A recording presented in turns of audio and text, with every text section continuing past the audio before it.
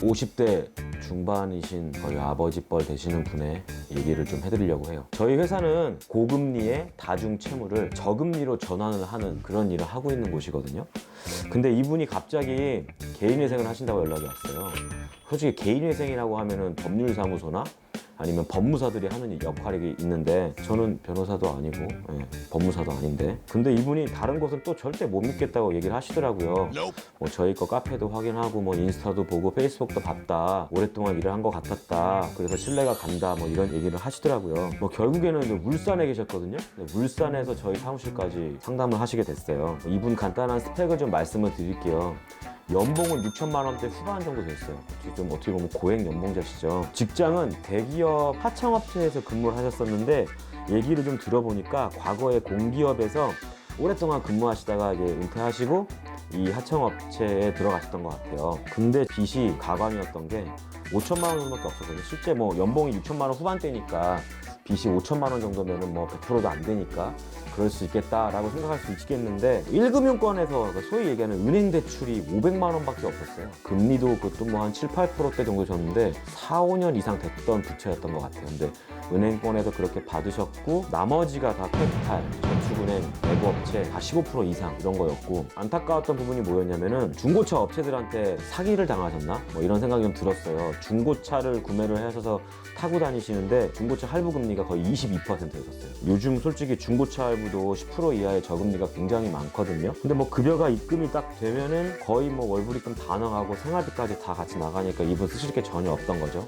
거기다가 신용카드로 간신히 유지하면서 본인 생활비를 쓰셨었는데 뭐 어차피 뭐 신용카드 다 빚은 마찬가지니까 솔직히 어디서부터 꼬이셔가지고 이렇게 돼버리셨는지 잘 모르겠어요. 너무 오랜 얘기를 해야 될 것 같으니까 재산이 저는 솔직히 그 배우자 명의의 부동산이 있어서 배우자 이름으로 해서 담보대출을 받으셔서 기존 부채를 갚으세요라고 했더니 뭐 배우자는 전혀 모르는 부채라는 얘기도 하고 중고차 관련해서는 아예 뭐 얘기를 아예 안 꺼내시려고 하고 이러다 보니까 근데 제가 생각하기엔 좀 이런 느낌이 있었어요.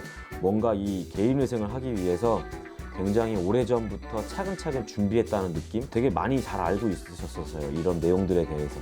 상담하시면서 막 침을 꼴딱꼴딱 삼키시면서 되게 긴장하시더라고요. 계약서 사인할 때까지도 손 막 부들부들 떠시면서 무서우셨을 수도 있었고 뭐 긴장도 하셨을 수 있었고 근데 나중에 뭐 얘기하는 바로는 중고차 구매했었을 때 좀 문제가 많아졌다 하더라고요. 하자가 있는 중고차를 구매를 할 때 한도가 또 많이 나오고 금리도 높은 회사의 대출을 받게끔 해서 차액 중에 일부를 그 대출업자 또는 그 해당 중고차 업자가 나눠 가지고 고객은 3천만 원어치의 부채를 그냥 고스란히 떠안는 그런 조금 편법적인 부분이 있어요. 솔직히 불법이죠. 근데 의외로 당하시는 분들이 많은가 봐요. 이분도 연세가 좀 있다 보니까 그랬던 것 같고 제가 저 차량 쪽에 대해서는 잘 모르니까 말씀을 드릴 수는 없었고 일단 지금 주어진 상황에서 어떻게 해결을 하자라는 얘기를 좀 많이 나눴어요. 저희 아버지랑도 비슷한 연배시고 하니까 좀 울컥울컥 하기도 했었어요. 뭐 오죽하면 울산에서 서울까지 진짜 오셨겠어요. 그래도 상담하는 중에 좀 희망은 있었어요. 의뢰인께서 아예 모르고 계셨어요. 회사에서 자체적인 사내 대출이 있었다는 걸 전혀 모르시더라고요. 회사와 연계되어 있었던 금융권도 있었어요. 작은 회사인데도 불구하고 그런 복지가 잘 되어 있어서 참 도움을 많이 받으셨을 수 있었을 텐데 너무 어렵게 사시더라고요. 컨설팅을 해드렸는데 회사 자체 대여금 대출이 맥스가 1,000만 원이래요. 그 금액은. 근데 금리가 환상이에요. 금리가 1.5%. 연금리가 1.5%면요 그냥 이론적으로 봤을 때 1,000만 원 대출을 받았을 때 1년에 내는 이자가 15만 원. 정말 어마어마하죠. 정말 회사가 좋은 회사인 거죠. 그 다음에 연계된 회사 거래은행에서 4천만 원에 3.8%그 상환 방법이 만기일시 상환. 이거는 뭐 더더욱 또 말도 안 되는 금액이죠.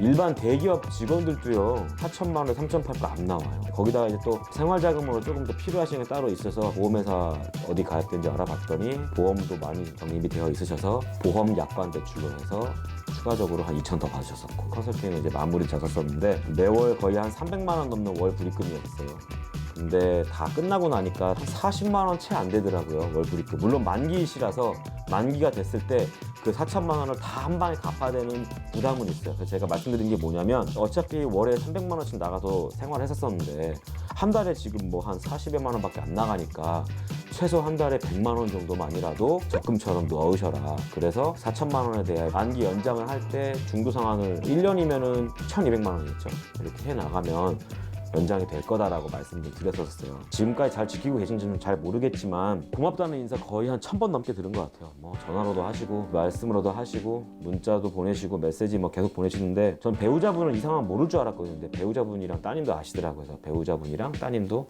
전화하셔서 고맙다고 해주시고, 말도 안 되게 샀던 그 중고차, 어차피 뭐 제가 컨설팅을 하게 되면서 그 부분까지 다 상환 처리가 됐겠죠. 근데 차를 다시 뽑으셨는데 국산 고급 대형 세단 뽑으셨고, 금리도 뭐 할부금리 2% 정도 나오더라고요. 엄청나게 잘 됐죠. 그동안 진행했던 컨설팅 중에서 진짜 역대급 베스트 컨설팅이었던 것 같고요. 정말 진심 어르게 정말 뿌듯했어요. 여러분들도 포기하지 마시고 잘 생각하시다 보면은 분명히 길이 있으실 거예요. 채무 컨설팅 필요하시면 언제든지 연락을 주시고요. 친절하게 상담 도움 드리겠습니다.